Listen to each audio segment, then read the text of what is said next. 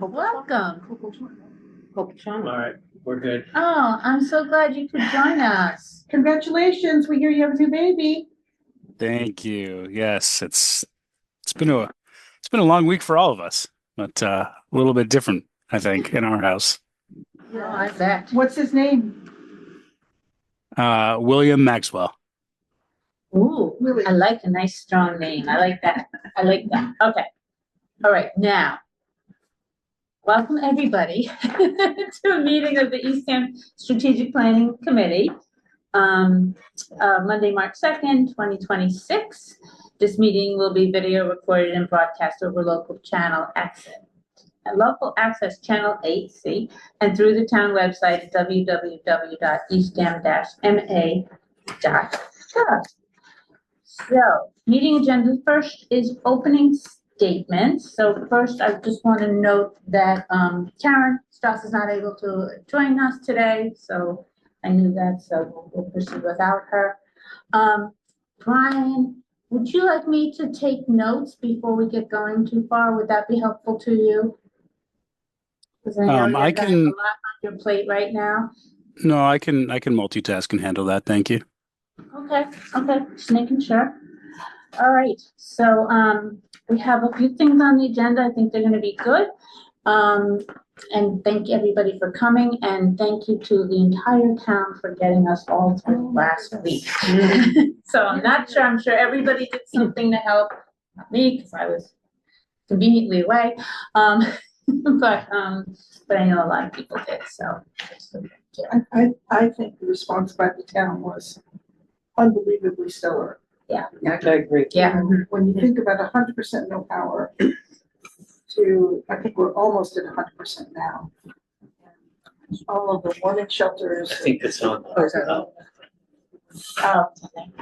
The COA called me, I guess they were going down calling everybody. Are you okay? Is everything all right? And I just thought that was amazing. Yeah, that was amazing. Yeah. Amazing. And the constant communications from the police chief and all hugely helpful. So amazing town. And all the people that came in from out of state Oh my goodness. to help. Oh, just It was incredible. It was incredible. everything. And personally, to have to do that after spending an entire weekend trying to find some lost souls on First Encounter Beach, which were the same police and fire departments, which was just, I remember I personally, I went to the funeral, which was yesterday, an amazing call to duty on behalf of everybody who works for the town. So I'm thankful. So, okay, any other opening statements? All right, so the next thing is quarterly update on plan implementation and monitoring. So I'll start and say that I don't have any because I just didn't communicate with Hillary. I need to follow up with her again. But I would like to try. I know some people did. I could see there were updates in the document, which was wonderful. And thank you for that wonderful document, the SharePoint, that we can all do that.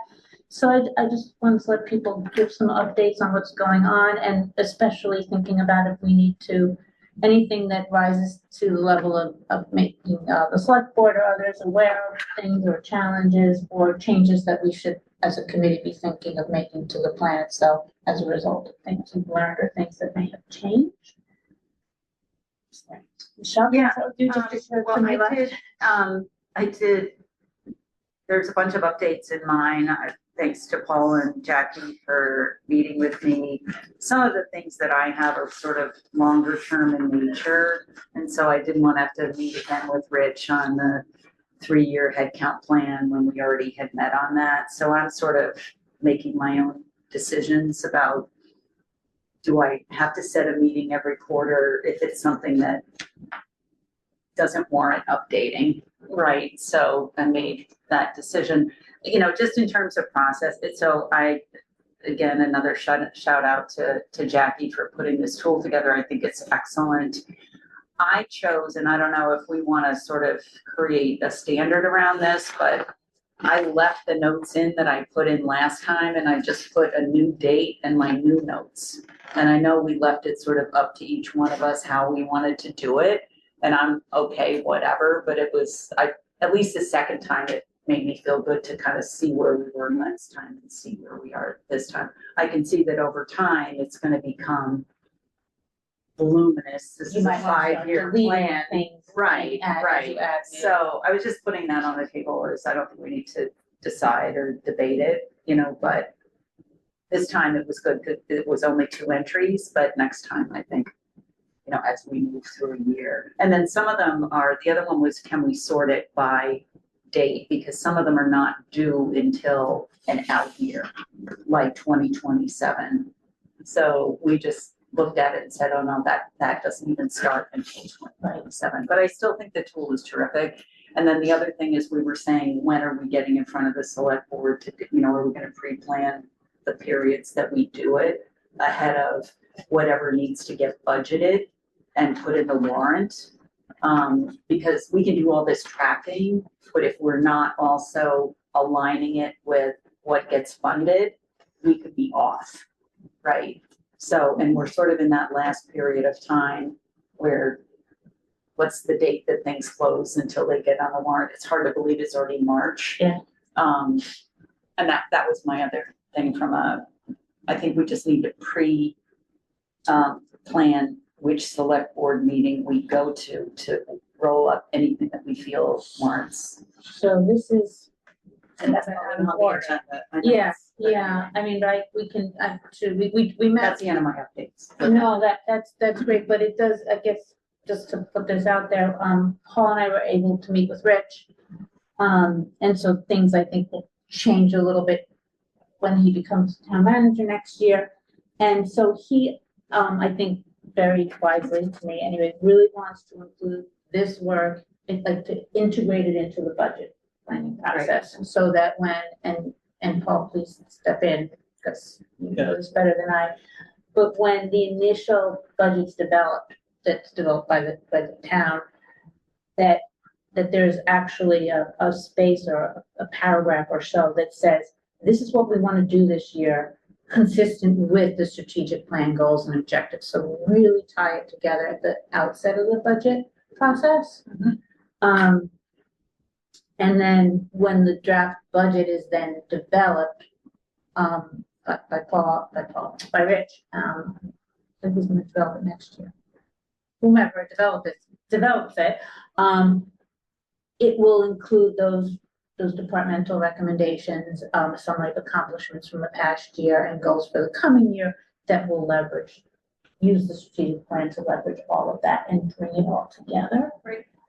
And then, to your point, in March, all of that comes together to the select board when they make their decision as to what's going to be on the warrant, and also their decisions on the budget. So what did I leave out? Well, we discussed having an update to the select board in June,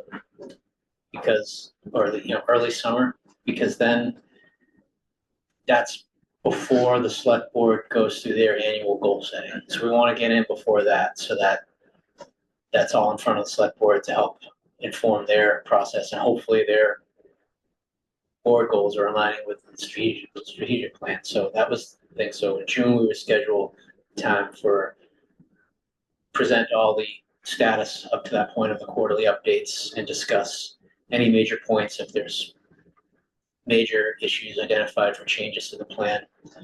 And I think what we had discussed too is that really just things, major additions or changes go to the select board. The other things really handled by this committee, like when we meet, for example, with climate action, go through that vetting process. This committee, working with those groups and the other groups, are going to kind of decide what should go in there.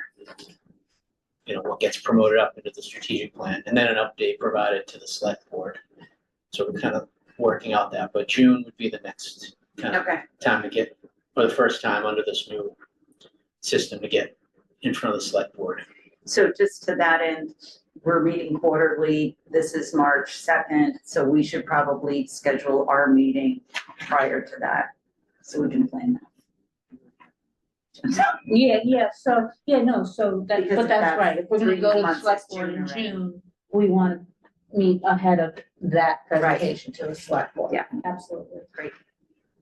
Will you want to be, depending on the adoption of the climate action plan, will you want to be meeting with the Energy and Climate Committee before or concurrent with that June discussion? Before, I would think, so that we can update the plan as necessary, and then the presentation to the Yeah, select board okay. is inclusive of whatever is adopted. Yeah, that would be good, because really that's gonna be the first test run of how we do this. And that'd be a good example of like, the plan was done, we got a brand new plan, we gotta incorporate, here's our process, hopefully everything's smooth, but if we identify room for improvement, we can take that to the select board. But hopefully we we got a whole set of quarterly updates and a whole brand new piece that we're adding in. It'll be a good, It will be a good test Good case. example. Yeah. Yeah. Our presentation to the select board is part of it I know color. for the 16th. when? 16th of what? March 16th. March, so that's their next meeting. After tonight, Yes, right? that's, I'm told it will be on, at least targeted for that. If Okay, that happens, I think what they're asking for is the document and then 2 weeks later, and the presentation, and 2 weeks later, they would then vote on it. I think that's the approach unless they okay. decide to go with it that night. Is So- public comment closed? Yes, it closed on Friday, Saturday. Well, it works out nicely because the plan will be done and adopted. You'll have revisited it with the select board. Any feedback they've given your group as far as say particular priorities or strong interest areas, you'll have that info to Right, right. inform the discussion with this group as you, because again, you'll want to come with here's your recommendation of not everything in can go in here, but here are the major things that we should promote, and you'll have all that feedback and backup, so that actually will work pretty nicely timing wise. And in terms of the items that we want to at least queue up for that meeting as, consideration by this committee, are you looking for things that would be within a finite timeline, or all things that would get loaded in for the next, let's say, 5 years? What's the right approach that you would want to take? Since it's a 5-year plan, I would put it all in with the implicit understanding that it is likely to change over the Of course of course, those 5 years. But some things, particularly like capital projects, just take that long. So Okay. it's, in my mind, it's better to put it in there. I mean, I don't know I how agree. others think, but Okay, we're good.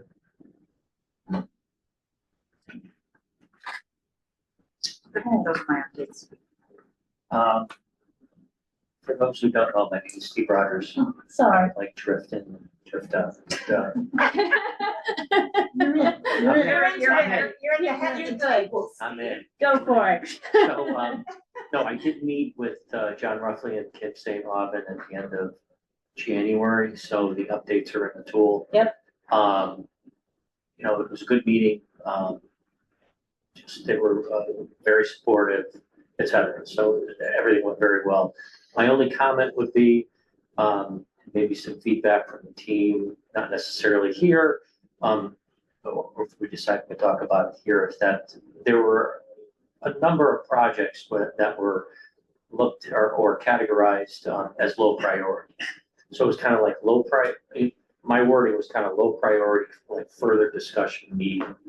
So it's in the plan, and again, it's not anything that's going to be done in the next year, but it would look like there needs to be maybe some additional goal alignment or a discussion about paring down some of these initiatives. So again, I just took the status as is. Yep. And then I figured the next step is going to be what about this kind of further discussion needed.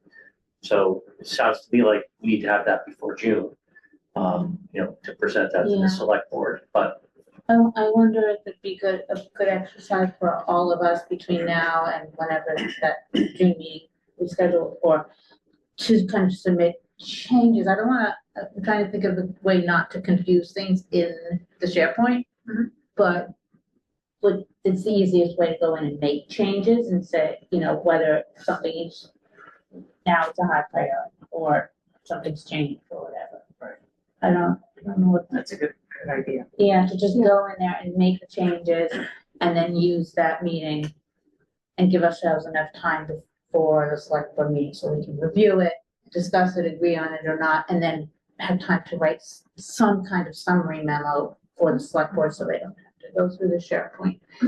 Is that? Yeah, so priority is one of the things that you have access to live edit. Yeah. And, you know, at your discretion and with your department director. So if John said, oh, actually that one's becoming high priority, or actually we're getting rid of that, or, you know, then that's your moment to go ahead and update Make it. a change. Okay. Make those live updates. When it comes to sort of a larger status update, we'll be able to take the plan with all those priorities and timelines, everything as it existed when we first went live. Yep. And Kayla put that beautiful PDF out. Magic of AI, we'll be able to take that plan as it was and then compare notes And say what it say says. May Okay. and say how many priorities have changed, which ones from what to what. Right. Timeline change. So we can identify all of those changes just by comparing sort of the start point and then the midpoint. You could do that again, say December. Okay, great. But don't feel like you are not empowered to change those. Got it. Those priorities or the status in accordance with what the director's sharing with you. Great. Yeah, so we'll have an additional meeting for, you know, Q2 in advance of getting ready for Yeah, this. Great. So there'll be a meeting in May. Yeah, I was just gonna look on this board meeting. Why? Strategic plan? Yep.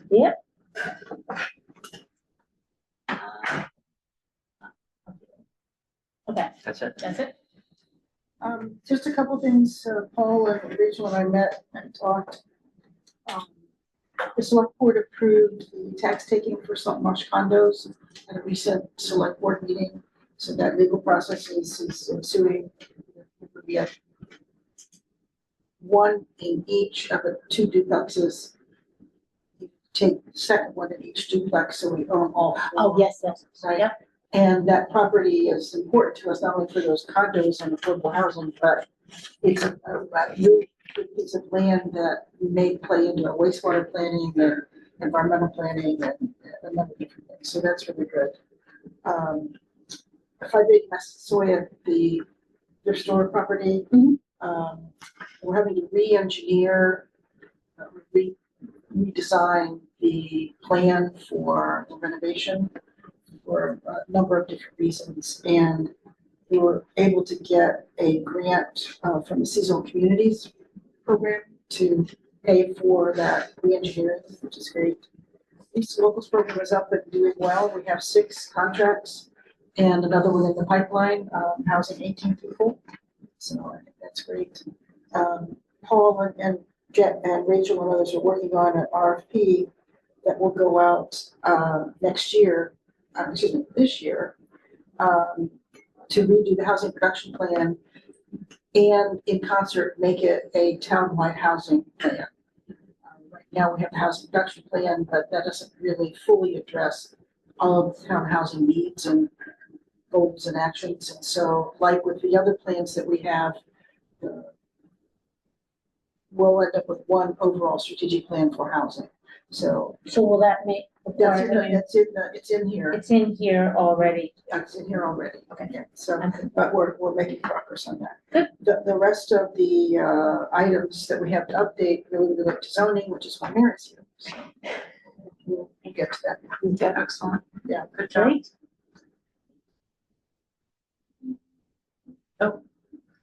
My turn? You're All way around the table. My items are sort of all over the place because some are wastewater, which we've made the progress on, and we submitted the SRF, and I think final design, they're ready to flip the switch any moment. I know we kind of talked about that, so I think that will be, well, good things to say about that, I think in a couple of weeks. And some of mine are sort of long-range things that are just monitoring, and I'm just able to just check in quarterly with people by email. What I did this time is I said, this is what you sent last quarter, has there been any change? And I wrote and I filled in whatever information I had. But a lot of mine were related to communications. I'm still waiting for a response to this. I think I'm going to update it myself. I think we made really good progress with communication this quarter between the podcasts, because we've gotten a lot of the podcasts on. I think that's actually a really good way to kind of show progress for the strategic plan. And also, I think that Civics Academy that's launching, what's today, Monday, Wednesday night, I think it's also a great thing to engage citizens. Do you know, does anyone know how many people signed up? I think Rich had said at the finance meeting 2 weeks ago, I thought he said they filled up at 15. They might have been going over 15, and they're thinking of doing it probably again next year because they got really good response. Well, and Patty, I also think that what we just talked about, like the town's communication around what just happened, this storm. So I don't know if there's any debrief meetings scheduled to say, what did we do that was outside of what we normally do that we want to institutionalize? But I thought it was well done. Right, as a matter of fact, Adam and Lisa, I have the two of them for their sort of communication and their response to some of the disasters. And I heard from the two of them right before Valentine's Day, right before the Right. and it was just all positive because the police department got accredited, and the snowstorm that we were supposed to get that went out to sea, Right. they were ready. They were ready. So he felt like they were really in a good place. This was then Yeah. a lot of things happened, and like you said earlier, they did a phenomenal job with two really horrible things in town. As the public works, they are still everywhere. Everywhere I go, town of Eastham trucks are still working today. They've been really amazing. So I think the communication is just really important. I think to just get, no matter what we're talking about, if we're talking about wastewater, town, municipal water, disaster recovery, anything, the strategic plan, just getting that people engaged, I think has just been a really good progress for us this quarter. And that's really all I have to update. I have the same issues that you guys talked about last quarter. I put in probably more than I needed to. Right. I added to it, and where do we flip the switch? But it is nice to have history, so Right. we could talk about that at some point, I guess. Good. Yeah. Brian? Are you there? I am still here. Yeah. So I'll give a quick update on the library initiatives, because I think that flows pretty nicely with the rest of the conversation. Mainly the library being just a tremendous resource for everyone of all ages in town. So the first, I think the agenda item, I think that's the biggest question mark right now is the community fridge in the library. So I think that's been a little bit slow to lift off, largely as a result of logistics, right? So what they're looking for is something that is flexible enough that they can literally wheel it in and wheel it out as needed. So is there the physical space for it? But at the same time, does it also serve the needs of the community, and trying to balance those two, the spatial challenges and the needs has resulted in that being a little bit slower than they would like, but they have been collaborating with the health department on the community fridge elsewhere. So that is I would say that's probably if we want to call that a weak point, I'd hesitate, but that's probably the weakest update from the library. Otherwise, when I met with them at the end of December, they had just brought on some new staff to address and work with kind of the later, if you go to the library, the children area is fantastic. What they're trying to do is also engage the middle school and high school students to make the library a place where they feel welcome and leverage all of the resources there.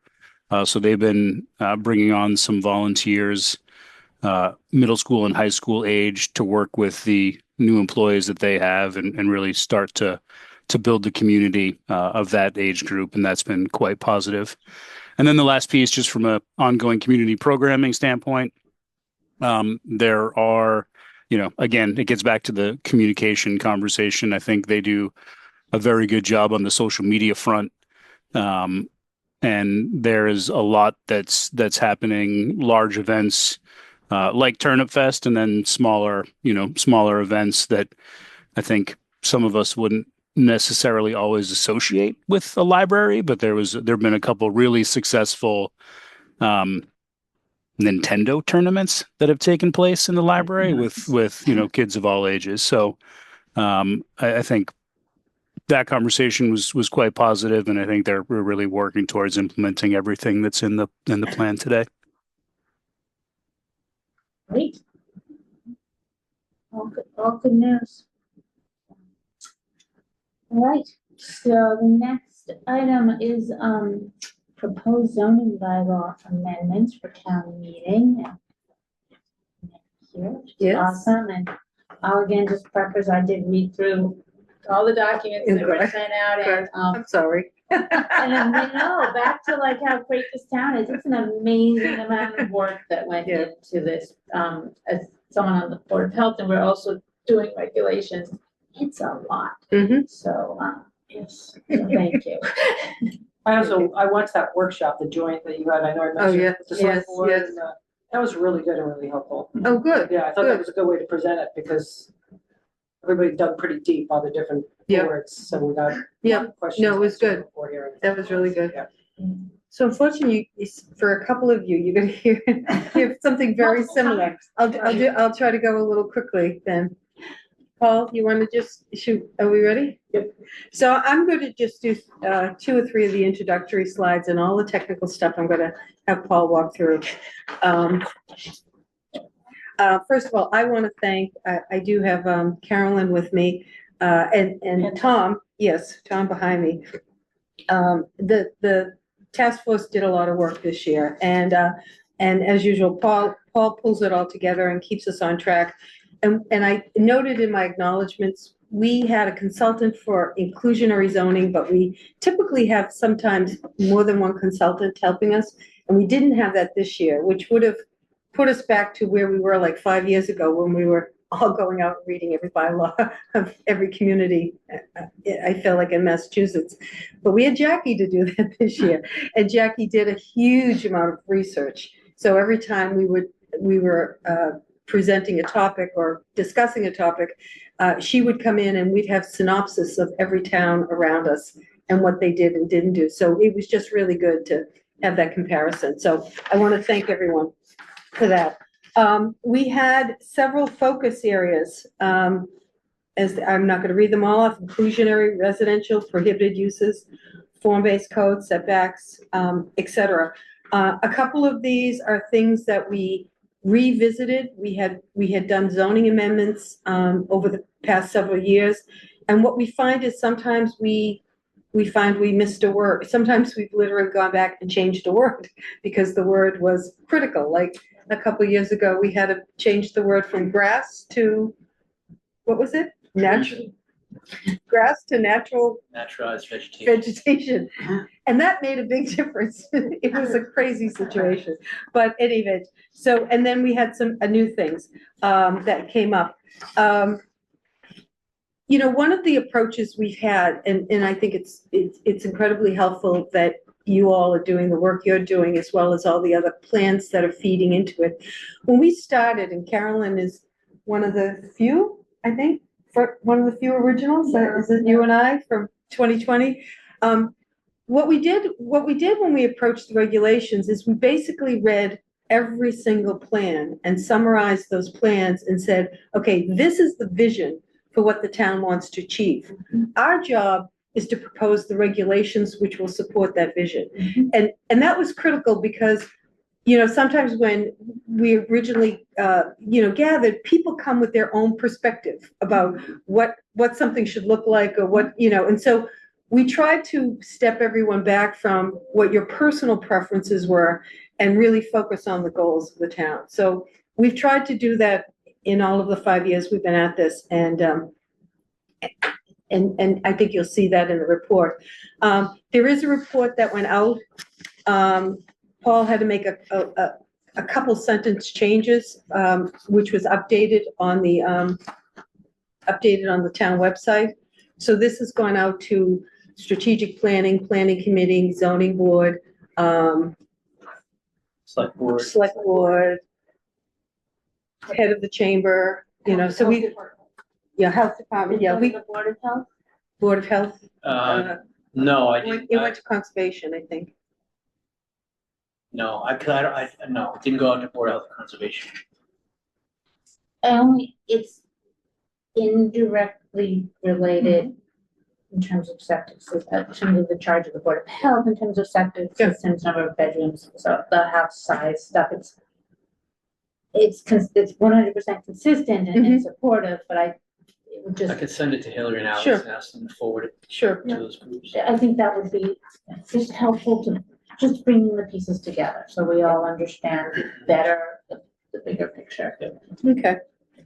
So, and one of the things we did, is we met with we started meeting in August. We had some carryover topics from the previous year that we hadn't gotten to. And then we had topics that have come to us through planning board members, through a variety of sources. And we came up with a preliminary list. We went to the select board in September, and said, here's the things we want to work on. And so we sort of got, it wasn't an approval, but an endorsement, it was more like we're on the right direction. So that's where we went. And we came up with, I think, was it 11 or 12 topics, Paul? 13 topics, of which we were able to address 10 of them, I believe. Is it 10? 8. 8? Oh, okay. Where the numbers? I know, where did 9 and 10 9 go? and 10 go. I was actually wondering that. Another, yeah. Another typo, there'll be another addition. Where did 9 Don't and you 10 hate go? that? We have 8. I know there are 3. Let me just tell you about the 3. There were 3, there's some model bylaws that came out of the Cape Cod Commission, which had a model bylaw for if you wanted to allow a single family to convert to a multifamily. And that has some interesting possibilities as far as maybe with historic homes, the exterior of the building stays the same, but if it's a big home, you might have 2 or 3 apartments in there. Particularly, we've been thinking about on Route 6 here, it's primarily outside of our business district, it's primarily single-family residential. That's what we're zoned for up and down here, other than some pre-existing uses. So the notion of on Route 6, some of those larger sites, might there be some opportunities for some conversion? We have to do a lot of land use analysis to really think that through. So we didn't have enough time, and we're going to actually start back up in April to look at that. Similarly, District E, which is all around Town Hall here, did not come under the DCPC. We did a lot of work around design guidelines and uses and setbacks and all of that. And so we really feel like we want to come back and look at District D, because this is really a critical part of our town and sort of, what the zoning is there. And then finally, we went back, we did motel cottage conversion bylaws a few years ago with the notion saying, if you want to stay exactly how you are, pre-existing, great. But if you want to convert to housing, we put requirements in there around the kinds of housing, in particular, not allowing short-term rentals, because we wanted to encourage redevelopment of those sites to be more year-round housing. One of the things we didn't include at the time, and we didn't have legal clarity, is we had legal clarity from the Attorney General that you can prohibit short-term rentals. There's been an ambiguity about whether you can mandate year-round housing. But they corrected that in the seasonal community. So you can mandate year-round housing. So we want to look at that tool and go back and look at, to be more explicit. Again, all of that needs a lot of analysis. That's what we didn't get to. So, and we will come back to that. Again, we met with a lot of folks and did a lot of analysis, both from the Cape Cod Commission, who provides a lot of information for us, as well as sort of our own analysis of other bylaws, and then a lot of number crunching we had to do this year. So, and then going forward, we have this, obviously, we had a library, open house, scheduled for last Tuesday. That obviously didn't happen. It's another one scheduled on the 16th, and Paul's trying to schedule yet another one. We're gonna meet with you guys, the select board, the finance committee, the planning board, then a pre-town meeting, and then town meeting. So these are all the public spaces that we will be in preparing this report. I'm gonna leave that as the overview of how we approached it and where we stand today, and then turn to Paul and walk you through the details of, the proposals. So Mary, I just have a question. So can we go back to that slide before? Yep. Just about so the select board, have they been briefed before? So there's a warrant article review, but have you been? Yes. We had a joint meeting with the select board. Oh, they were there with the meeting. So Yeah, that's yes. the only other meeting that They- we had. No, we met with them a couple of times Okay, along the way. got it. That was my question. Because Yeah, I we was in just- that meeting. No, it's September meeting, and then we kind of do an update with them Got it. late fall. Okay, thanks. Okay. Okay, inclusionary. Okay, so, yeah, first item, proposed amendments to the inclusionary zoning bylaw. So just a quick overview, inclusionary zoning is a regulatory tool. It tries to use market rate housing development as a means to produce affordable and workforce housing. We've had this one on the books for a few years, but it hasn't been used. No one ever actually triggered the use of it until this past year. We had two local projects that came in, and it kind of revealed a little bit of shortcomings with how it might get utilized. Basically, it revealed the need to make some amendments to deal with kind of smaller scale, localized projects. Our bylaw, the IZ bylaw, is meant as a tool to help the town achieve the state's goal of getting to 10% affordability. And so it catches the whales and the minnows in the net. And what we found is when the small projects come, it gets a little cumbersome. Because our bylaw creates the requirement that all the units created. And so you're building market rate units, and then you're creating a certain percentage that are going to be affordable. Those affordable ones have to be meet a lot of rigorous requirements to be included on the state's official tally of how we get to 10%. And so this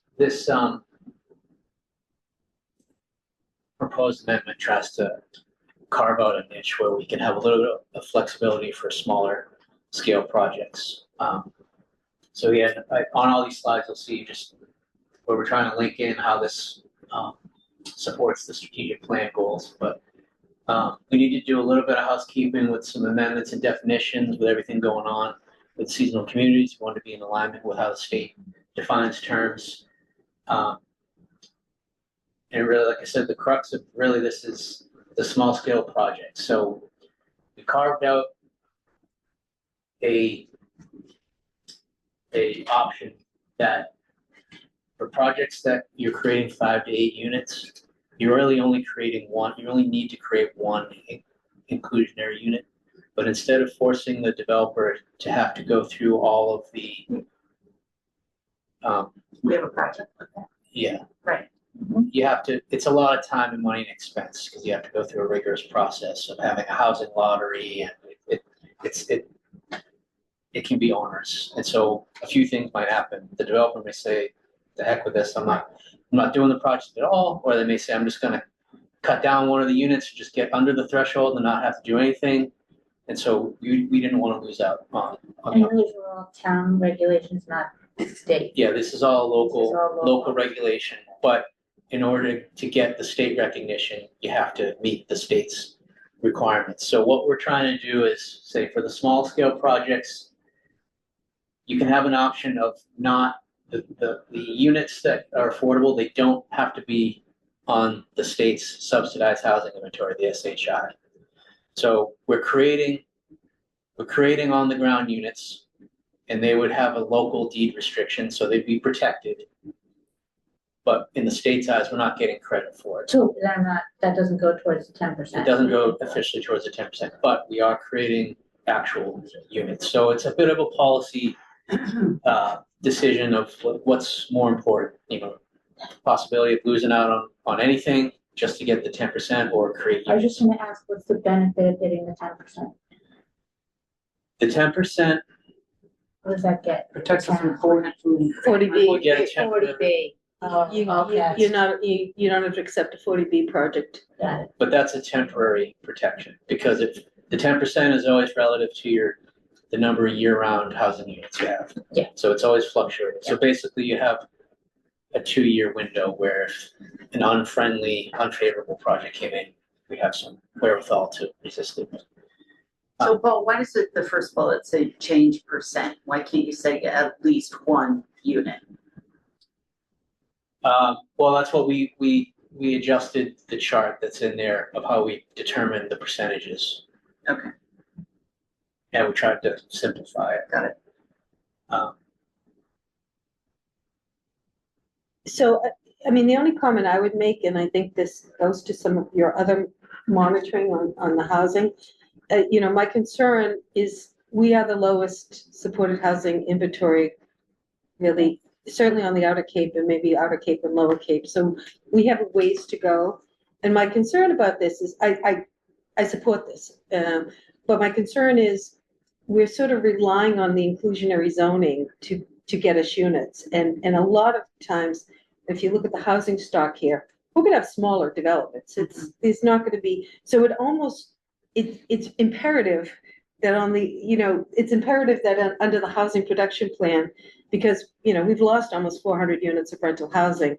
And between lease to locals and some of this, it's all great. You pick up 1, 10, 5, but we're not going to get to those numbers. So it's going to this actually puts more pressure on the town to actually sponsor some level of, congregate housing that has some amount of housing. What I think it does is puts more pressure, direction, whatever the right strategic thinking about the use of town center and tea time and the mix between affordable and workforce housing. Because with inclusionary zoning, probably the majority of the inclusionary zoning projects that in terms of numbers of projects are going to be smaller units than. And you got to pick up a workforce housing unit. Yeah, you're going to pick up workforce housing, which is fine because we need that too. We need every kind of housing that possible is. So I apologize. Jump off. So anyway, that's just one of the implications. Yeah. And we talked openly about that with the select board. So that's the major thing. Other than that, we're making some adjustments just to try to make the whole bylaw a little more streamlined and easier to utilize. That's what some of the other bullet points are referencing, just a little more flexibility with how a developer could have. You could have a development that has all affordable, deed restricted, or you could, after a certain point where you're creating more than one inclusionary, you could do one unit as workforce, one as affordable. So there's some flexibility there. And just making some adjustments in the way that, so in it, there's options other than creating an actual unit. The developer could make a payment in lieu of actually developing the unit, which would go to the housing trust, which will be used to further other housing issues. Or you could donate lands and things like that. So those are all options that remain on the table, but we made those special permit so that the town through the planning board has more control over that. So the developer can't simply say, I don't want to build any of this stuff. I'm just going to give you money and be done with it.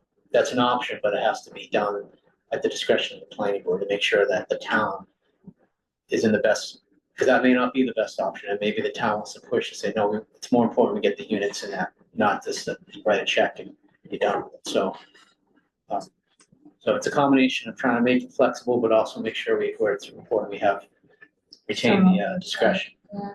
What is, this may be a sort of question, but what is the offsite units? So that's simply, a developer may have 2 properties and they're doing the project here, but they say, I don't want to do the units here. For some reason, I'll develop the housing unit. I'm going to develop them offsite.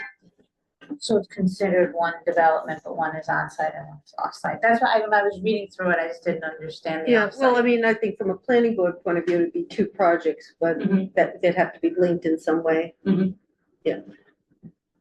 Just, thank you. And there's requirements that the units have to be equivalent. Yeah. Yeah.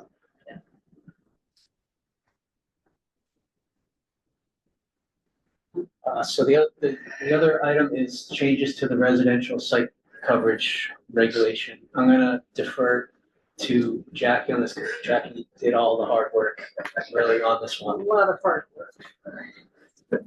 Okay, great. So, we've had site coverage regulations on the books since 2023.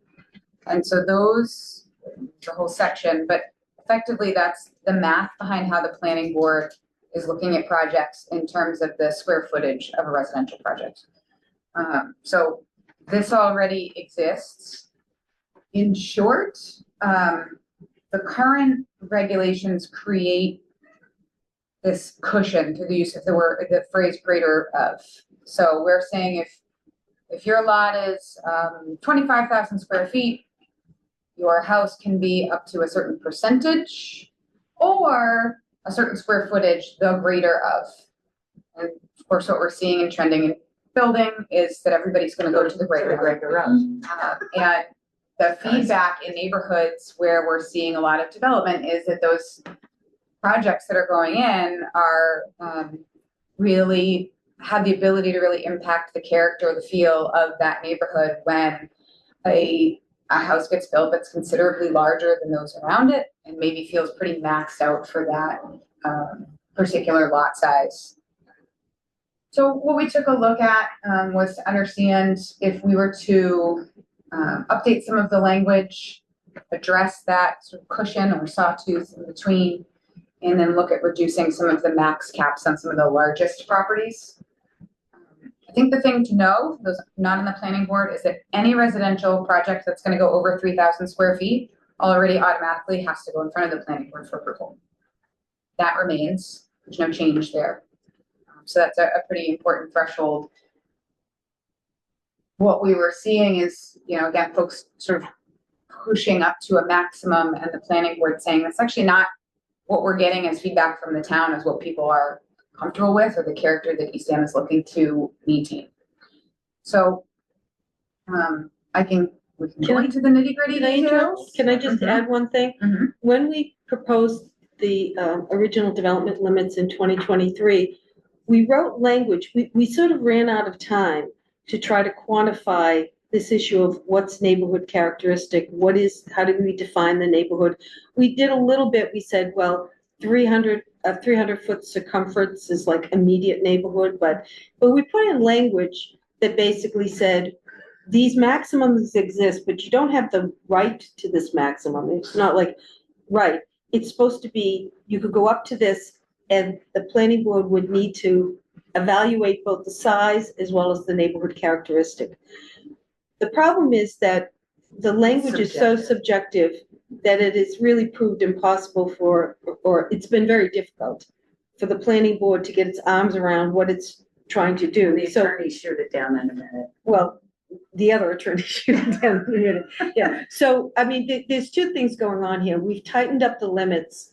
But what I think is very positive is the planning board has sort of started to look at this issue of neighborhood characteristic, working with Jackie, and they're developing tools around how they can, it'll still be somewhat subjective, but classify impacts of neighborhoods so that they can really catalog those impacts and give them more of a foundation for which, if they need to add a condition to someone's approval, how do they add that? So that's a bit of the tension there. Yeah. I just wanted to. No, I jump in. think it's great, and there's two separate sections that the planning board's working with, right? And in section 7, that's these site coverage standards, and then in section 10 are those more subjective standards, and they have to balance both of those things in their look.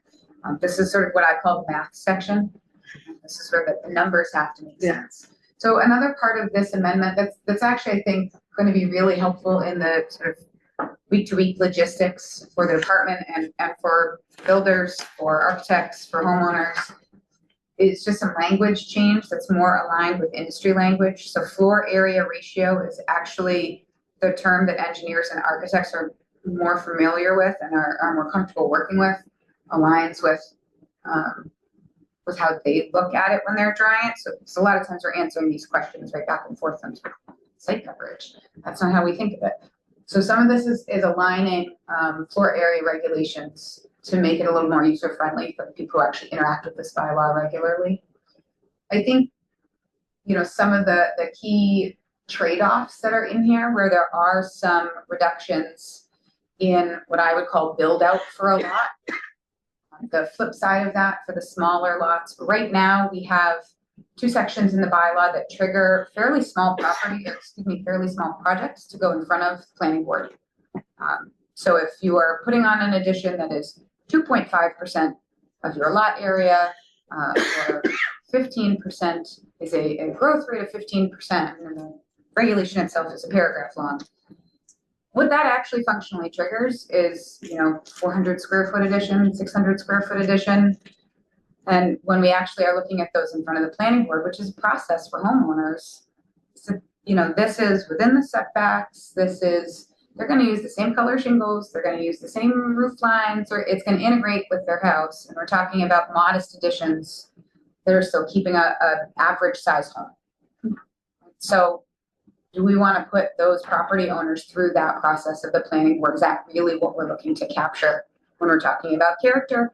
And sort of the discussion was, it's not, those really aren't.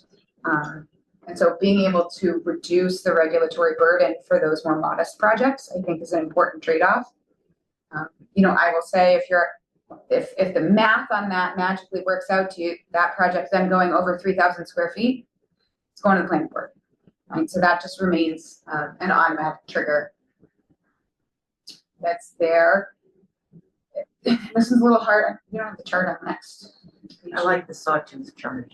Yeah, Yeah. I just wanted to add that another reason to revisit this is when we put the limits in a few years ago of these, there's now maximums. It's a little ambiguous, like Mary was saying. It's like, here's the maximum, but you don't necessarily get to the maximum because of other factors. So it creates some false expectations from the property owners and the people, the architects and everything. Why can't I just say, here's my max number? So, and then that has made it difficult for the planning board to really use this, and it gets subjective. So one of the goals in kind of tinkering with the numbers is we are reducing the numbers, but getting them to a place where the planning board doesn't have to, I should say, you can also get the situation where you get people who are under the maximum, but the house they're proposing or addition is way bigger than the surrounding area. And they're the first on the block to expand. The rest of it's still small cottages. And that balancing what's the community character, the neighborhood character, still allowing people to do their projects. So by getting these numbers where we feel like they're more reflective of what the development trends are now, and it kind of hopefully removes this issue of every time the planning board has to wrestle with the actual size. We get these numbers, we're comfortable with the numbers, we don't have, even if they come in at maxing out for their lot size, that's fine. We like that number. Now the board can concentrate on other issues that may be architecture or landscaping or how it's physically sited if there's some mitigation that needs to happen. So that was a major reason why we wanted to go back and look at these numbers. And I think that's important for the property owner's side of the experience, is to not have, you know, designed this dream house and gone through that whole process only to learn that it's too big and was always going to be looked at as too big. And so being able to design within a set of numbers that are appropriate for the neighborhood, are appropriate for the lot, sort of take that back and forth out of the planning board's purview, I would think as a homeowner or property owner is going to reduce at least one set of stress. Going through planning review is a lot, right? So to not have to go through that, I think is helpful in the long run. So these floor area ratio standards, and a floor area ratio is just the difference with math between my lot area is X number of square feet. And so on that lot, I am able to put X number of square feet of of permanent roofed structure, whether that's a barn or your house or beautiful screened-in porch off the back. There are certain exclusions that are already in there, basements, farmers' porches, attics, those remain. We're not changing the exclusions. So this chart, which keeps the same lot size bands, which was a hotly debated discussion, and lots of back and forth on the rationale, but there's no change here for lots over 20,000 square feet in terms of the percentage of what exists now. There is going to be some reduction in the allowance on those smaller lots. And that's actually where we're seeing a lot of impact, like some of our communities on the bay side where the lots are actually pretty small and pretty tight. And so, you know, a large house dropped on that lot, a maxed out house on that lot can have a pretty big impact. The other change is the use of net floor area. Again, just that's a terminology lineup, sort of a housekeeping point. And so understanding that at each lot size, so I'll do the math without doing the math. My lot is 9,999 square feet. My 15% allowance, that's that max FAR, is actually more house than my neighbor's 10,000 square foot lot at 14%. It was only by the percents. And so to help manage that, the net floor area is this, we keep saying the ceiling of the band here is the floor of the band here. So on my 9,999 square foot lot, what I could build is actually the same as my 10,000 square foot neighbor, which is technically 1 square foot difference, which in a percentage does not work out to a full square foot. So I think that's going to help when we talk about neighborhood context and the notion that as some of our neighborhoods continue to get redeveloped, it's understanding that within similarly sized lots, you have building that is proportional to the lot size. Now, we still have neighborhoods where we might have a whole bunch of 15,000 square foot lots that were subdivided out. And then there's that one neighbor who was still a farm when the subdivision happened and they have 2 acres. That's okay. They have a different allowance because they're at a different lot size. And if it's over 3,000 square feet, it's going to go to planning. And so things like siting and massing and landscaping are then going to be part of the discussion. Just a quick question for the percentages, the 0.15 down to 0.11. And I'm guessing you did this. Is that consistent with other towns around in terms of houses and lot sizes and all of that? Because that, to me, that's a key piece of information. To take that. No, you're doing. Well, Sorry. these are not regulations that every other town around us has. No, Okay. we were, We don't do site coverage. Most towns do not have Do residential. they site do not do this at all? Okay, because that's also just that percent, whatever you decide, whether it's 0.15 or 0.18 or whatever it is. Yep. Is a key decision point, kind of. It is, again, the 0.14 is a change from 0.15, and the 0.15 is actually a change from 0.2. Okay. So that's the most significant change. Okay. That is also the fewest number of properties. The smallest ones, yes. The smallest sets are also our fewest number of properties. So the 20,000 to 30,000 square foot range is actually the majority of properties in town. As compared to all of the other property sizes. but to answer your question, when we did this in 2023, we couldn't find towns on the Cape, but we did have examples of Martha Vineyard put development limits on, and was it Chilmark? Was that the and there were 2 or 3, they weren't on the Cape. There were 2 or 3 Massachusetts towns that had done something similar. So that's where we got the original model or the concept. A lot of towns use FAR as a tool for development. It's mostly with commercial. Okay. But not a lot of towns, and some towns have it for residential, but they don't do site plan review. So it's you just gotta be under within this FAR, and then you build your project. So Eastham is a little unique in that we have residential site plan review, and this is an important point, because we talk about this a lot at the planning board, is because it's tough in a small town. Yeah. To review your neighbor's projects, and you know everybody in town, you see them, to say no to somebody's dream project. Yeah. So that's why we're trying to make sure that we make this objective as possible. But it's just well, I guess I'll leave it at that. It's Well, trying to reduce the subjectivity of the I think an process. important point, we ran this proposal through, Jackie went back and looked at like a year, 18 months of planning board review. Mhm. 86% of all the projects that came to the planning board would have been approved under this Okay. schedule. Okay. So the vast majority, we are looking at that small, I mean, Michelle could, the small number of contentious properties that were, that are out of character. Okay. Oh, That's actually, what sorry. sorry, just the other data set that we used was the building permits from 2025. Because I thought it was really important to understand with these changes, what does that look like in a typical building year? And the same thing, and actually with our final draft, put it at about 90%.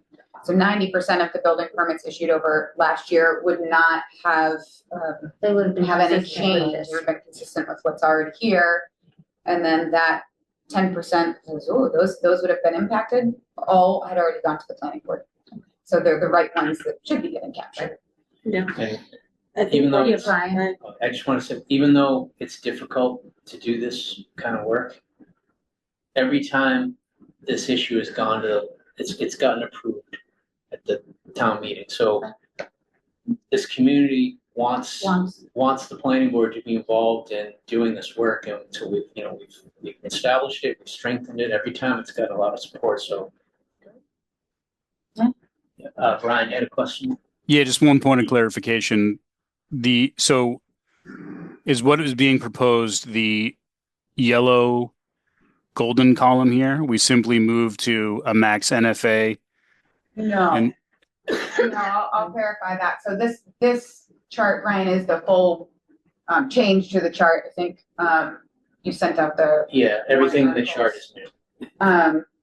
so the lot Except the lot sizes are the same, Brian. The max FAR is the language that right now is site coverage. And so that's coordinating to that. And then the max NFA right now, if you were looking at the current chart, is a max gross floor area, which then has exclusions, which makes it actually a net, not a gross.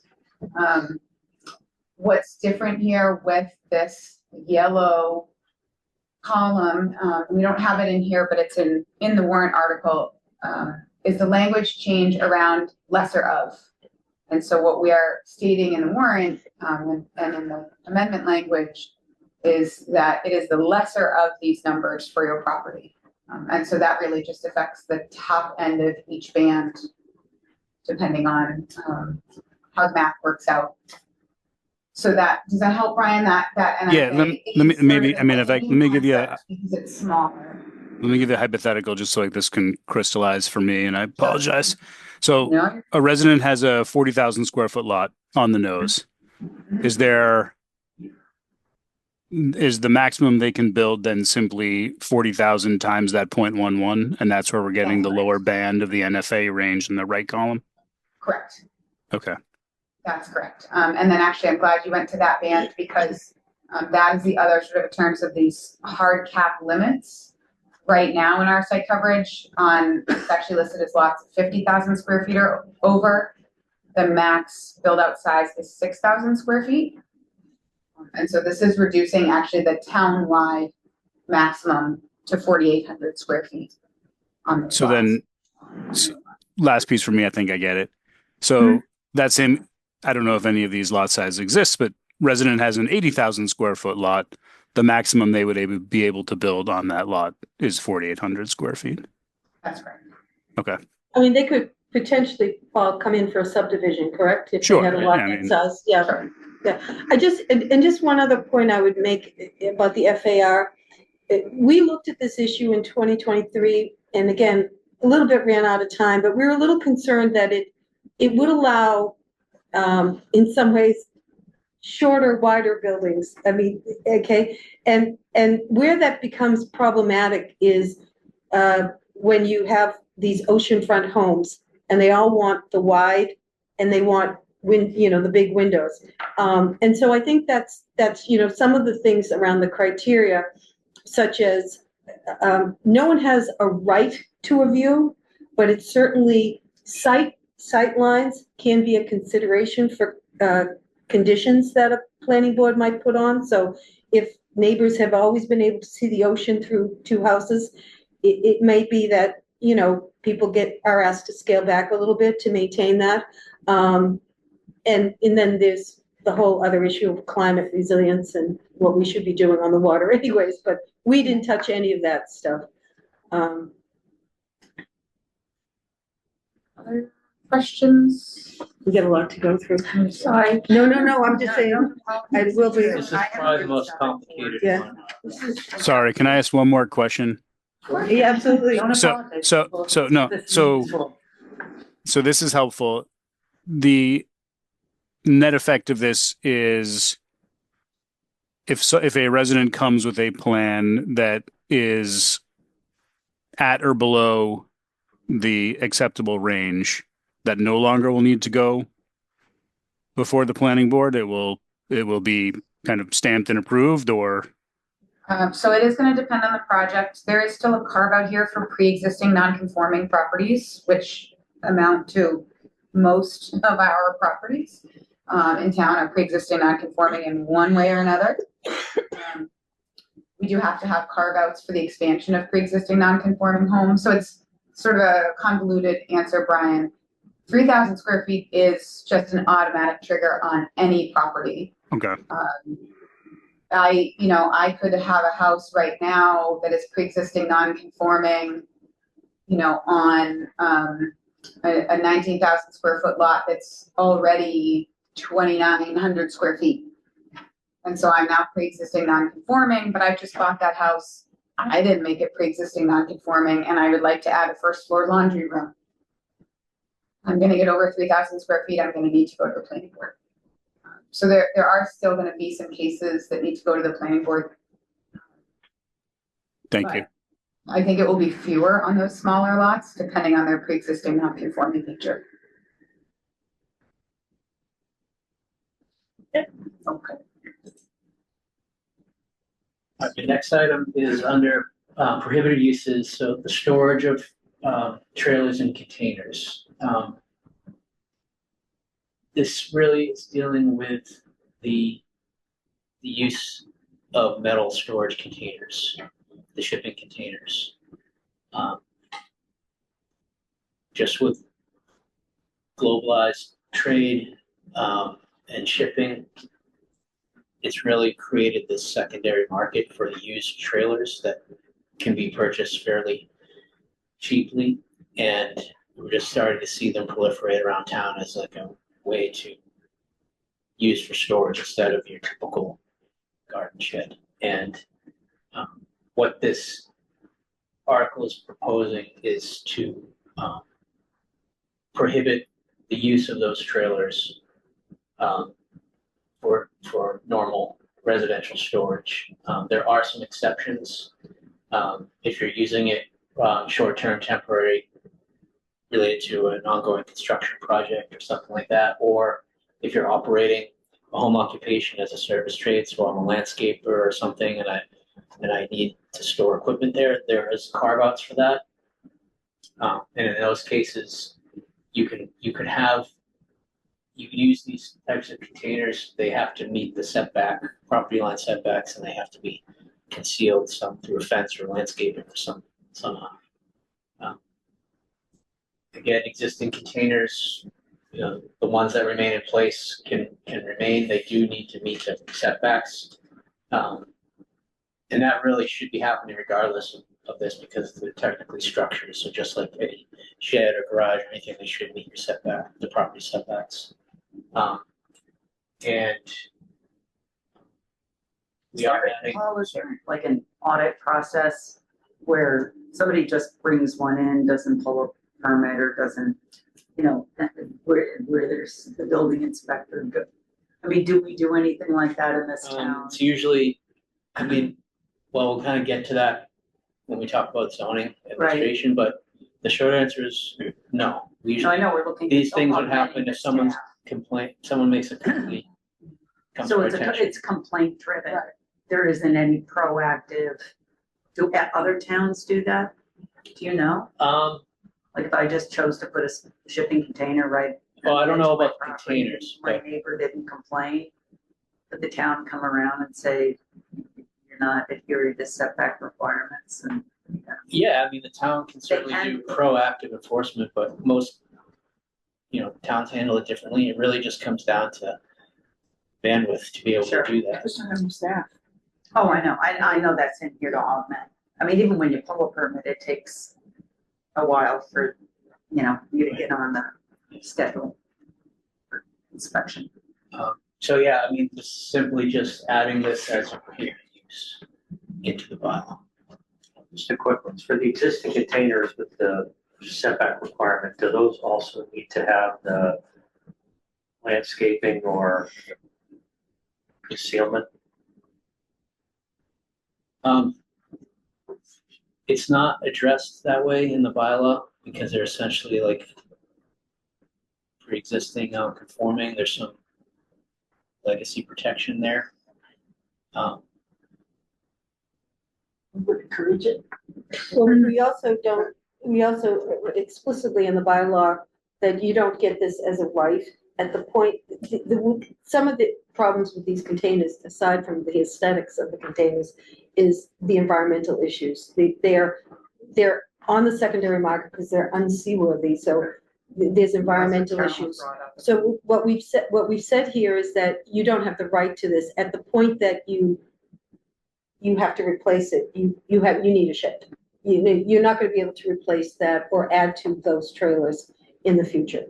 So we may be living with some of these things for 10 years or so till we can cycle out of it, But when we've gone back historically, and this shows up in a few places, we've looked at times when the town has shot down at town meeting things. And when it seems like when you've got some of these situations, whether it's trailers or certain fencing or whatever, and you make changes, if existing homeowners are then burdened financially, it loses every time. So we've just basically said, let's look forward. Let's look forward and just not give them as a right so that they can't keep putting these in, but let's move forward. Good point. Thank you. The other part, again, in prohibited uses, this would be adding formula businesses, basically chain store type businesses as a prohibited use. They're currently prohibited in the Eastham commercial district and that area is divided into sub-districts, so they're already prohibited in certain of those sub-districts. But this is really geared towards District D, which, as we said, this is the only other commercial areas in and around Town Hall, this section. So for consistency, we were proposing to add prohibition of the formula business. Again, this is consistent with regulations in the Eastham district, but also as far as relating it back to the strategic plan. The formula businesses do impact, yes, they impact community character, but actually it impacts local businesses, their ability to compete and be sustainable in a small town. And that's one of the strengths of our town that we want to try to promote and preserve. So this simply would add formula business as a prohibited use consistent with other parts of the town. Can you clarify that, Paul? Is it prohibited or is it just, it's regulated? Because we can't prohibit ownership, right? So what? Right, yeah, sorry. Yeah, so what we have prohibited. Well, no, sorry. Oh, go ahead. So they are prohibited. They are. Because you can't prohibit blanket in the town. So we do have areas, certain sub-districts in the Eastham business district where they are allowed. Just like any, adult entertainment. You gotta let it be somewhere, so you stick it off wherever. But same thing, you can't.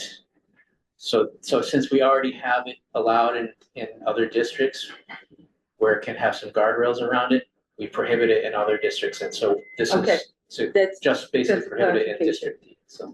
and when we put the guardrails in, in town center, things like basically all their branding, they have to, you know, Chili's could be there, but you couldn't have neon chili lights and, it can't, you know, it had to be, equated to CVS that opened up in Bradford Street in, Right. Provincetown. It has little tiny CVS, you know, it looks, you have to look, you're not seeing CVS in neon lights. Right. So that's what we have in Town Center Plaza.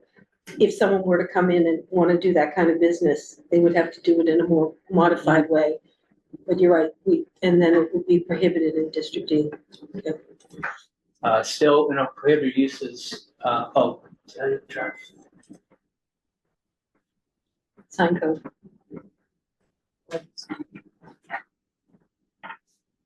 I left it up, but it kind of goes, also drive-through facilities, we added, I didn't put it on here, but it goes with formula business. So again, we prohibit those already in the Northeast Hampton Commercial District. This for consistency, we prohibited drive-through facilities in District D in this area.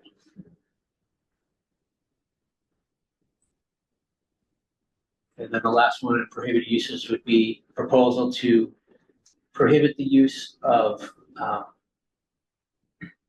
non-natural materials for solid panel fencing along street property lines. I don't know if do you want?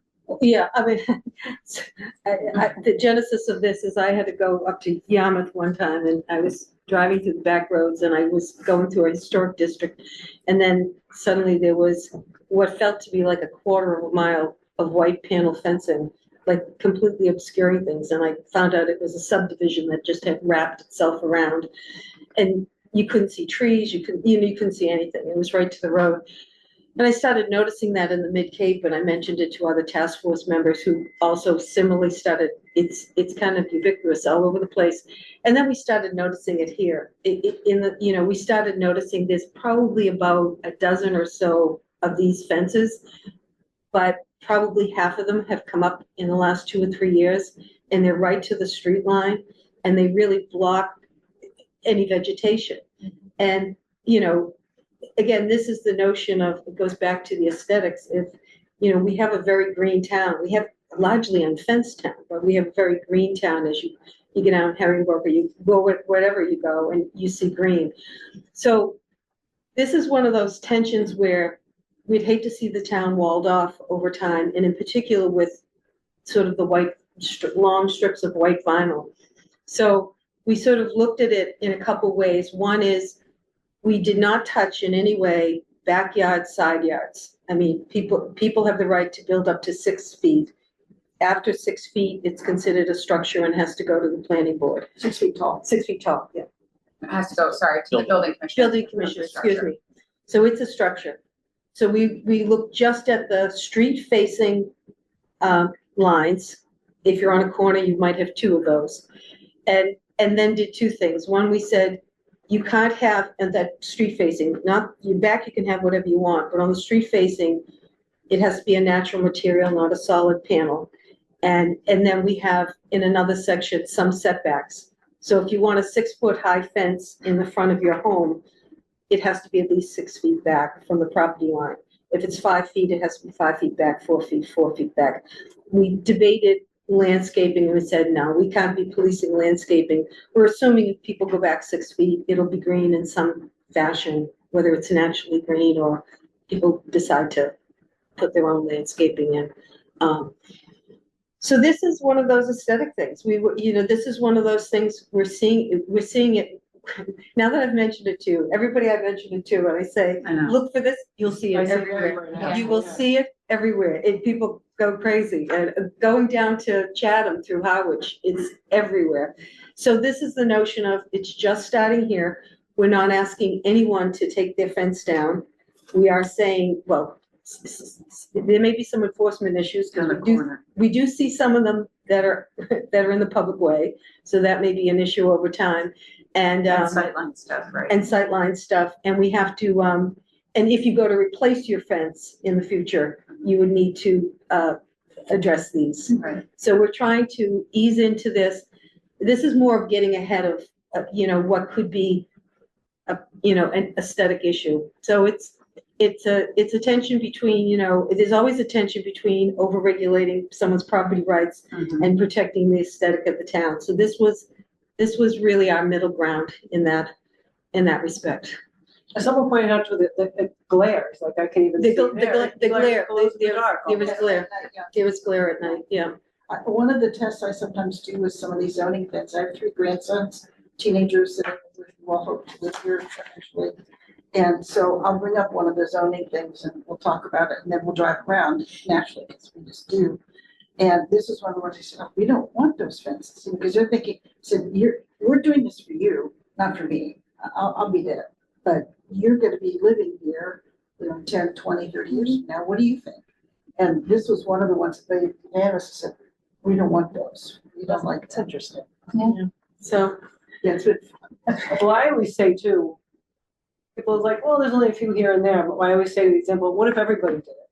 What if every single house on Herringbrook Road, whatever street did it? We'd have a wall. with the you could have a prison. wall. So, okay. Next Another item one. is sign code. We, This one, I did. so actually this one, we had planned, a lot more adjustments that we really, shortened this whole thing because of the comments we got back from the task force at the joint committee meeting with, planning and zoning select board. So, the crux of this one is really the commercial signs, these feather signs, example at the top. They've really, our sign code doesn't really deal with them. It's kind of like ambiguous, and the use of these have just increased over the years. So we don't have a way to permit them, but they're also really not spoken of how to deal with them in the sign code. So we really started out with trying to just regulate them, but when you start to do that, you gotta kind of disassemble the whole sign code and make a spot for them and slide them in and make them. And really the feedback we got at the joint meeting was that there was support for just prohibiting them, which really simplifies it. So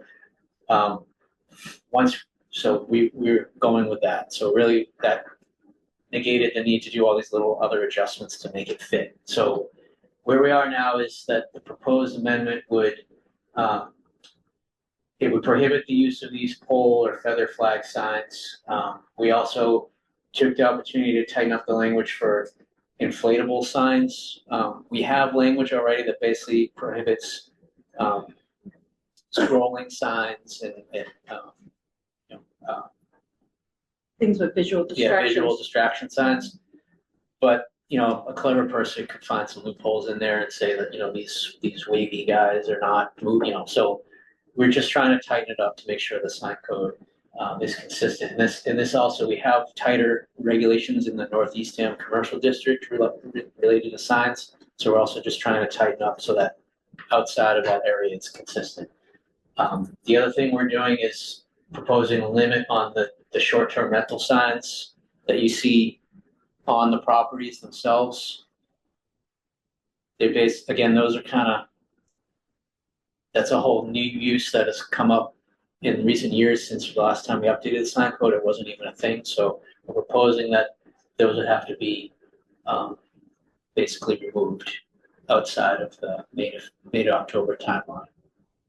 And we do deal with real estate signs, which we haven't changed, and they can go up for short term, for the sale pending, close, and then they come down. So they're not, and they're not changing at all. Yeah. So again, that's more with consistency that, the real estate signs do have a time frame. Whereas these are the same thing, but they're just kind of totally open-ended.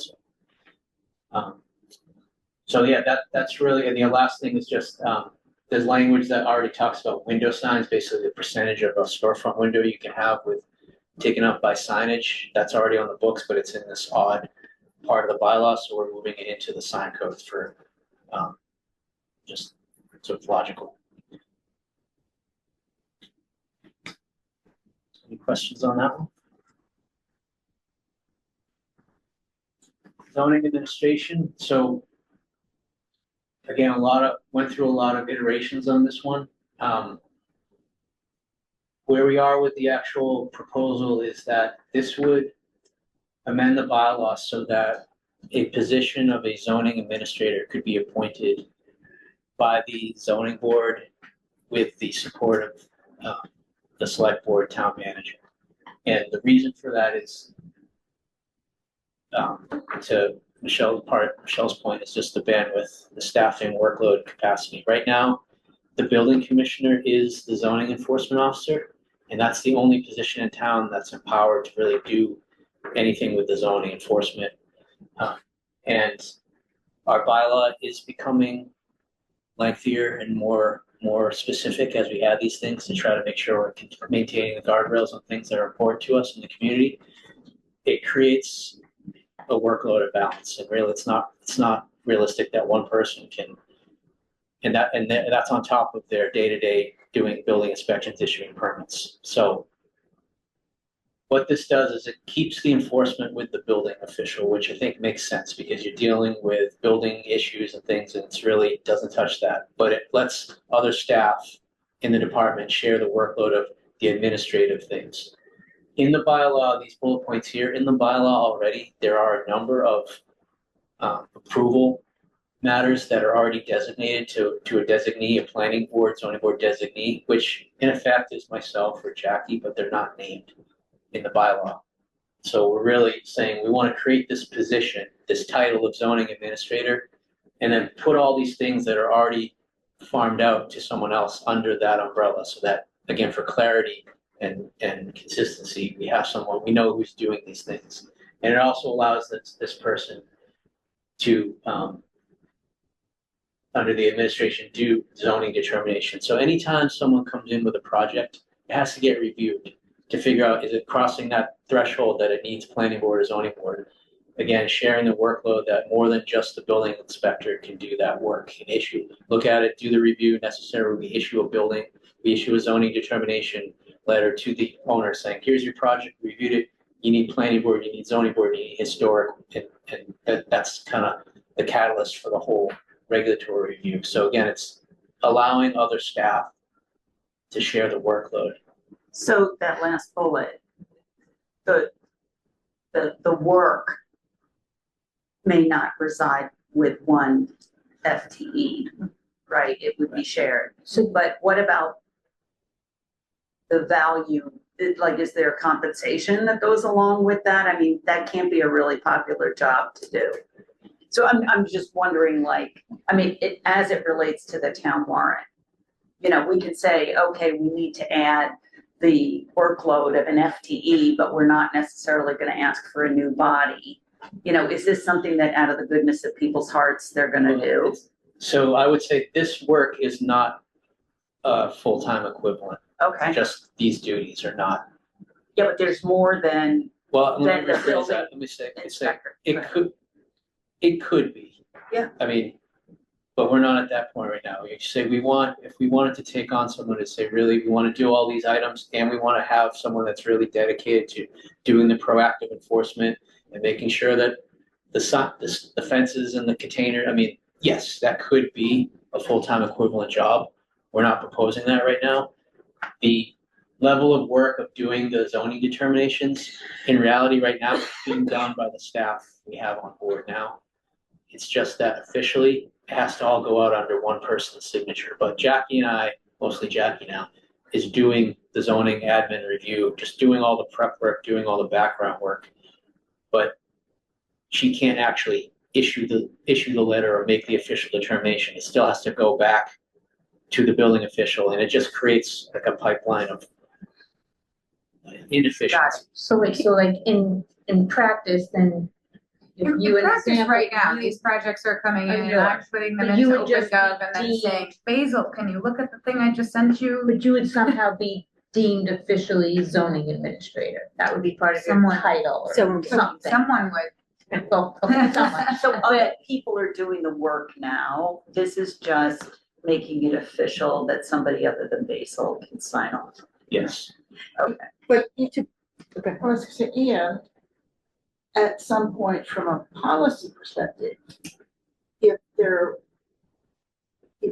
the town management and or select board wanted to increase zoning enforcement, you know, again, the fences. And said, we want to do more enforcement because we think that's important. And we recognize that that's gonna cause, require more manpower or person power to be done.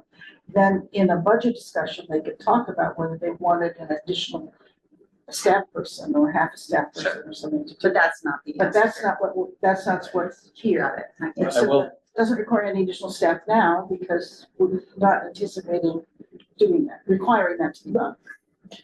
I will say, and this has been talked about at the finance committee already, so the workload for the building department is increasing a lot because there's a new requirement for short-term rentals, annual inspection. And so there's 900 plus inspections that have to be done on top of what we do now.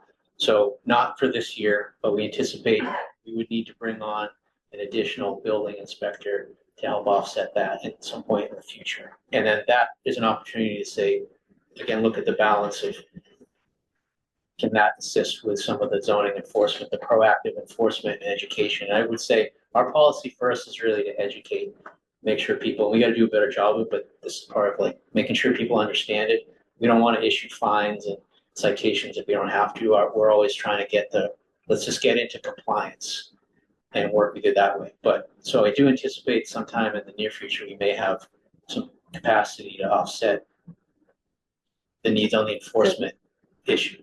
I'll kind of advocate for budgets, but I've testified in front of the select board. We've passed 20 zoning amendments. Yep. We've got 8 more on the docket. Yep. We're just not enforcing. Right, We're not enforcing. that's where I was This going. needs to be I a budgetary totally priority. I mean, and I get this year, I don't, but I know, I don't either. I don't. I don't agree with it. honestly. I end I up, mean, if we're trying to preserve, you know, no, I think this should be a budget priority, and the other thing we've talked about doing, because potentially after town meeting, you know, if these all passed, we'd have 28 amendments. We've talked about this notion of maybe once town meeting's done, should we do sort of like a trifold brochure and mail it to everyone in town that just says, here's what's been passed, because it, you know, if you're Yeah. not paying attention to this, whether it's clear I cutting or agree. fencing or signings or, Yeah. you know, there's a but I think lot. this is only as good as the enforcement As the of it all. enforcement And if there's is. no consequence to putting a shipping container. Well, then what you have to do now is you have to, as a neighbor, complain. Exactly. You And have to- that's not a that's good not a- culture. that's for not the a good town. culture It's to have- not, I got three right? I crazy mean, no, I violations in my feel very neighborhood, strongly but I about have to call and dime someone to have Paul come out. So it's not. I agree. And I made a pitch I'm sure you have. and I would make a pitch again. Right, It and I'll get really, with you on that. it really is a very important thing. Yeah. And it could be. And not as a punitive thing. I mean, you just want to sort of create a culture of we care, we're doing this because we care. Yeah. And because we care, we're gonna make sure Yeah. that everybody is, because it's not okay if I have to complain about my neighbor for doing something that's Exactly. passed in the town warrant. And that- It's not, that's how I feel. And I even think, Hang on, do you agree? You're the complaining neighbor? May I speak a minute or two? Board been here at the beginning, yeah, I'm saying that at some point I will share a little content there. Yeah. I agree with you. Without enforcement, Clean Water Act, 1971, never got funded. Clean Air Act, without the funding, it's irrelevant. So I've met with Paul numerous times. Thank you, Paul. You've been one of the most supportive people I've run into. On your advice, where it's led me, it's still coming to groups like this as a courtesy, saying, there's a lot happening in violation. Mhm. And the more I brought it up, the more I've felt pushed aside. So this is my attempt to bring that To have a voice. No, thank you. Thank you. thank after the you. meeting. Thank you. No, And Mary, you remember when you presented at the select board back once, there was strong support for this type of enforcement. It takes people to do it.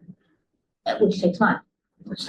And there's budget. and I know, Yeah. I understand there's budget things. I think this is important because Yeah. it gets the authority clarified. But and this could, you could even start out with a part-time person.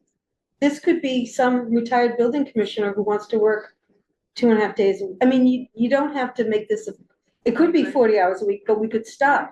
I agree. And I think once you start, it's a cultural thing about enforcement, because we haven't had enforcement. You can expand the role of the fence watcher. The fence watcher, yeah. Right. And the sign guy, The sign fences. sign. But clear cutting is Sign still going on.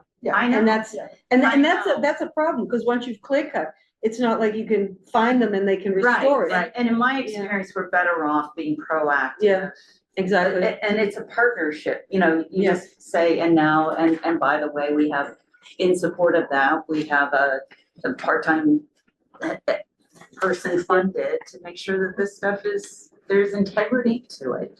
Yeah. Anyway. And I move my chair over next to you. I got two more. Yeah, let's keep going. I have a hard stop at 4. I'm I have a sorry, hard gotta- stop at 4 So- as well. Okay. Oh, you do. This one is So do I. dealing with, the storage of campers, trailers, recreational vehicles. Right now, in the bylaw, technically, you're supposed to have a permit of approval from the select board if you're gonna store these types of vehicles. There isn't any process around it.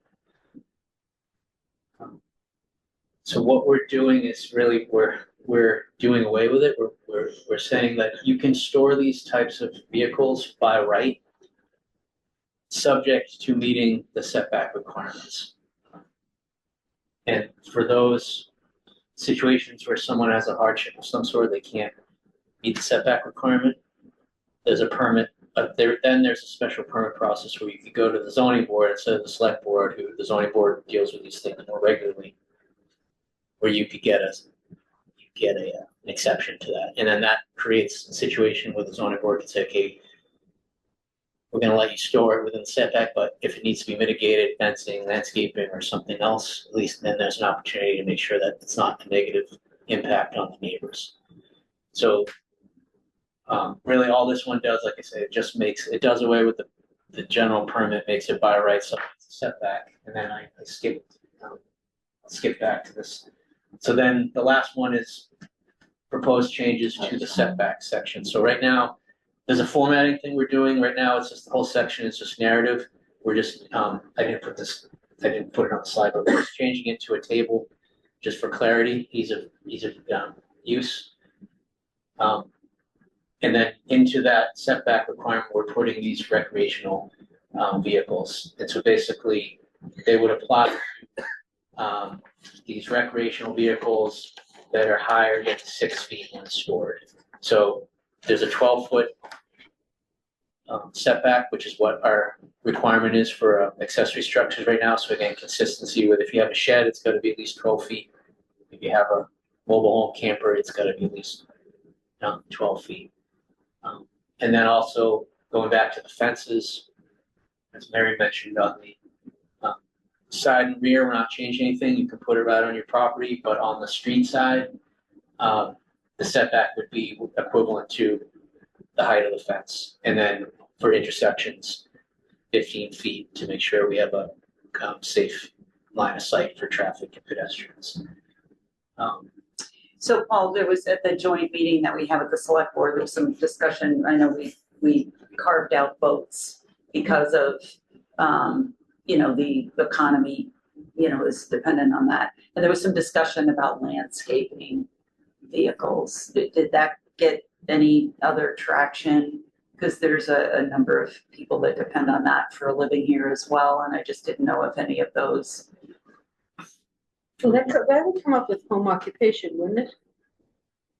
And the trailers. The trail, yeah, I think it's the trailers that they brought up. Yeah, Landscape trailers. that's it. So they're protected under the service trade regulations in 2.1. Is there a difference between public and private roads? On setbacks. Well, on the setback for RV, didn't we say it didn't apply in the front, the roadside? Yes, and it's not in the table, it's not. Yeah, so that says all sides, which is maybe, be adjusted. 12 in the parentheses. Yeah. front. Oh, yeah, yeah, yeah. Yeah, Thank you. good catch. Yeah, so again, we'll fix this, but in the proposal, the street setback is exempt, which again, if you have an RV, a logical place to park it is in your driveway, but then if you have to be 12 feet back from the street, kind of. So without opening up Pandora's box, if I have a recreational vehicle, let's just say I have a boat, but the boat's not licensed or whatever, it's just sitting on the property. Nothing addresses that right now. I realize you get into this blight issue. So, Are you saying just because it's not registered? It's falling apart. No, there's no issue. This doesn't impact that. I mean, okay. I recognize we're not here to address that. I just had a question. Maybe that's for future discussion. Yeah. okay, the very last thing, we're making recommendations for changes to various definitions. Most of these are because we need to define terms because we're making the changes to the site coverage, and then adjustments for alignment changes. That's everything. It's a lot. Great It's job. amazing, yes. If I see it again, I might be able to present it myself. You will. So the, No joke. I'm actually glad I sat through it again because now I understand. So, Yeah, thank you. That's a lot of work. Yeah. as you're Yeah. talking with folks in town, friends, the report is on the planning board page there's a section proposed 2026 amendments. So this report's on here and all of the actual draft bylaw amendments shows everything black and white, all the strike throughs, the new language, it's all there. I know a couple of you read, 316, it is at the library, March Yes. 16th. that's, oh, no, I was just gonna ask, a couple of you said you read it, and one of the things, because it's so technical, we were trying to make it, is it readable? And do you, Carolyn's got a reason, no, but did you find it I did, understandable? but we're also. I was But you're gonna say, also doing, I did, and my thought is that, your friend who asked, he read about it somewhere, and he was like, oh, I, can you tell me what's going on? So I don't know how to make it more accessible, yeah, but I think that it is a challenge for many people to kind of wrap their heads around this, because it's a lot. So I'd add to that too, that we do have printed copies available at the department, and I'll get some over to the library this week as well, so that people have some time to sort of sit with it and then come in and ask questions about it. I mean, and I said, and there was also people who kind of like, is this done? And I was like, no, it's not done. But there's just, we all live in this world, but for people who don't, I think it's just. That's why we're having the office hours too. So Yeah. on the 16th, it's from 1 to 3, and then you're looking at the 10th, I I'm thought, just waiting to hear back on my room reservation in the library, March 10th, potentially 10th from 4 to 6. 4 to 6. All right. In any case, But yeah, that's why we want to, if someone can, we can So I stick can with someone direct and them, walk them yes, through yes, it if they have questions. yeah, I will do that, but it just for feedback for Yeah. you, there Yeah. was one person who specifically said, oh, can you help me kind of like. No, it's It's a lot. It's a lot. Because it's a lot of different topics, each one of which is complicated, some more than others. And then some people can go through the math part Right. and they just, their brain turns off. They're like, yeah. Yeah. So it's just not everybody's thing, so. But I think you did a great Thanks, job. Yeah. thanks. So. All right, okay, so I heard that at least 2 people are going to disappear in 5 minutes. So before we leave, first, thank you. Thank you. Thank you for Okay. taking the time and for your work putting this Okay. together. And It's huge. It's just huge. And I would like to just offer just as follow-up to this, that since I'm on the Board of Health and we're doing regulations, it might be helpful to do the same thing with those regulations. Like we had to cancel our meeting last week because of the storm, so I'm not sure of the timing, but I'll just put that on the table as something we might benefit all of us. Which is really important. Yeah, so, because that's important. It's about septic systems and cesspools and similar things that will Yeah, impact the town. Add one thing under other business. I don't think, we're not gonna meet before the warrant goes to the printer. And so for our update, my suggestion is gonna be that we use that. I think we got 2 pages. We have basically a recap of the new updated plan, which we can basically utilize a lot of language that's in the plan about what the changes were. You And mean for then, the warrant? yeah, for the warrant, because usually we give. Right. It's usually a snapshot of different success stories, but I think if we use this just to explain the update and then use the other page for the kind of infographic we've been using, where we just have some stats from different departments. So I just wanted to, that's But generally, is there any preview of like the public facing communication piece? I mean, weren't we anticipating that the public could tie into our update page at some point? Or maybe. I don't think the SharePoint page, because it's not really Right, navigable as a public so we're not asset. there yet to know how the public can stay current with Yeah, it as opposed to a glossy. Not day-to-day current, but that's where we'll be able to utilize Kayla, sort of, so that PDF that she put up initially. That is, Yeah. it is your plan, it's just your plan revamped from a marketing and communications eye, Right. so that it's public consumption. But she can update that to show what changes have happened, what projects. So I wonder if there could be a Yeah. screenshot or like, because along the lines of communication, and we're, continuous improvement on communication to show. So she'll use it to provide those updates. So Jack, you also put together, and I want to respect time, that summary of like there's these high priority issues that haven't been addressed, whatever, we'll have to figure that out. I do think that's important information to share, even just to say, we're making progress. There were X number of activities that we have actually. I think we're saying the same thing. Okay, good. Yeah. Excellent. Good. But we have to put that out there to the public and maybe include that as the warrant page as well. And also just be transparent, and there are things that we're not able to do yet as well. Okay. Is that what? So do we have a next meeting? Yes, that was, before we left, I was gonna say, we have 4 minutes and we want to meet in May. Sorry. Thank you so much for coming. Thanks, Mary. Thanks, Tom, for being here. And I was trying to look up, but we could do end of May. May, and Monday afternoon is good for most people, is that right? 18th?